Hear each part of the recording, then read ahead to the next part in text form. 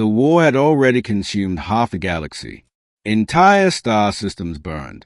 Civilizations that had lasted millions of years collapsed into silence. Trade routes turned into battlefields. Refugees fled across light years, searching for safe worlds that no longer existed. And through it all, Earth remained neutral. The Galactic Coalition could not understand it. Humanity possessed advanced fleets, powerful technologies, and strategic positioning that could shift the balance of the war. Yet Earth refused to join either side. No alliances, no fleets, no declarations, only silence. The war that shook the stars. The conflict began between the Dominion Axis and the Helix Concord, two vast interstellar empires whose rivalry had simmered for centuries. When diplomacy failed, war followed, brutal, relentless, and merciless. Worlds were cracked open by antimatter weapons. Suns were destabilized to deny territory. Entire species were erased before they could even broadcast surrender. Both factions approached Earth. The Dominion demanded allegiance. The Helix pleaded for assistance. Humanity declined both. President Elena Voss addressed the Terran Assembly. This war is not ours. We will not sacrifice billions for empires that seek dominance rather than peace. Earth remains neutral. Some applauded. Others feared retaliation. But humanity held firm. The galaxy's confusion. Across the galaxy, analysts debated Earth's decision. Cowardice, some said. Isolationism, others claimed. Strategic patience, whispered the more cautious voices. Neither side believed humanity would remain neutral forever. Eventually, pressure would force them to choose. Or so they thought. The fatal mistake. 3 months into the war, Dominion strategists grew frustrated. Earth's neutrality blocked crucial hyperspace corridors. Their fleets had to detour through unstable regions, costing them time and ships. Worse, human space had become a safe haven for refugees fleeing the conflict, including defectors, scientists, and escaped prisoners from both factions. Dominion High Command saw this as interference. If Earth will not choose a side, said Warlord Korath, then they are the enemy. Without warning, Dominion fleet struck. Orbital habitats around Titan were destroyed. Mining colonies on Europa vanished in silent flashes of light. Civilian transports were obliterated while evacuating refugees. Earth's first casualties of the war were not soldiers. They were families. Humanity's silence. For 12 hours, Earth did not respond. No fleets launched. No declarations issued. No retaliation. Across the galaxy, commentators concluded that humanity had been broken, too afraid to confront the Dominion. They could not have been more wrong. Inside a secure command chamber beneath the Himalayas, President Voss stood before Earth's military council. Her voice was steady. Cold. They attacked civilians, she said. They crossed into sovereign space. They killed innocents who trusted us to protect them. Admiral Marcus Hale, commander of the Terran Defense Fleet, nodded slowly. They didn't just attack Earth, he said. They picked the wrong enemy. Project Aegis. For decades, humanity had prepared for something like this.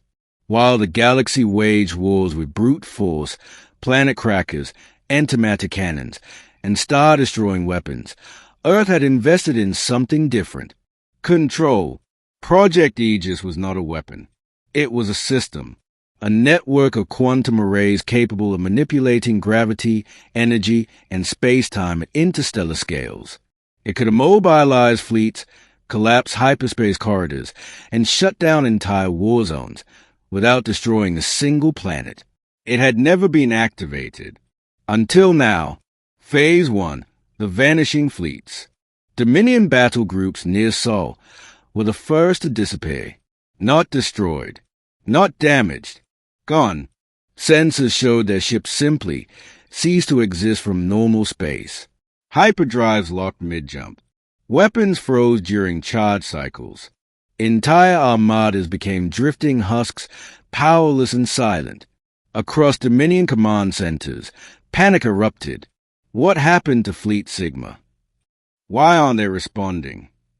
Where did our ships go? Earth still said nothing. Phase 2, the frozen war zones. Next, Project Aegis expanded outward. Major Dominion supply corridors collapsed. Hyperspace lanes twisted into unusable chaos. Communication relays across entire sectors shut down simultaneously.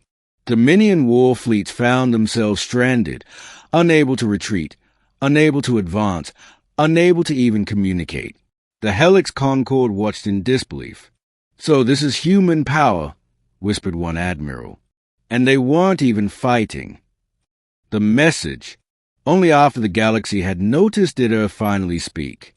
President Voss broadcast across every channel. Open, encrypted, psychic, and quantum. "We refused to join your war because it was not ours. We protected refugees because it was right. You attacked civilians because you thought neutrality meant weakness." Her eyes hardened. "You were wrong." The message continued. "Earth will not conquer. Earth will not occupy. But Earth will ensure you never threaten our people again. No threats. No bluster. Just certainty. The Dominion collapse. Without supply lines, communication, or functional fleets, the Dominion war machine crumbled. Entire offensives stalled overnight. Border worlds revolted. Subject species rebelled. Allied systems defected. The Helix Concorde, once on the brink of defeat, suddenly found their enemy powerless, not destroyed, but neutralized. They hadn't been saved by an ally.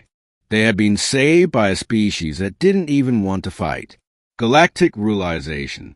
Across the galaxy, analysts reevaluated everything they thought they knew about humanity.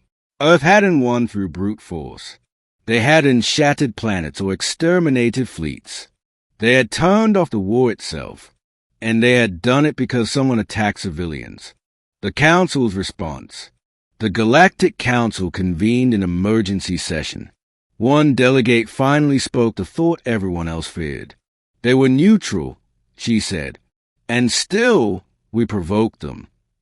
Another whispered, "If this is what humanity does when angered, what would they do if truly threatened?" No one answered. They didn't need to. Aftermath.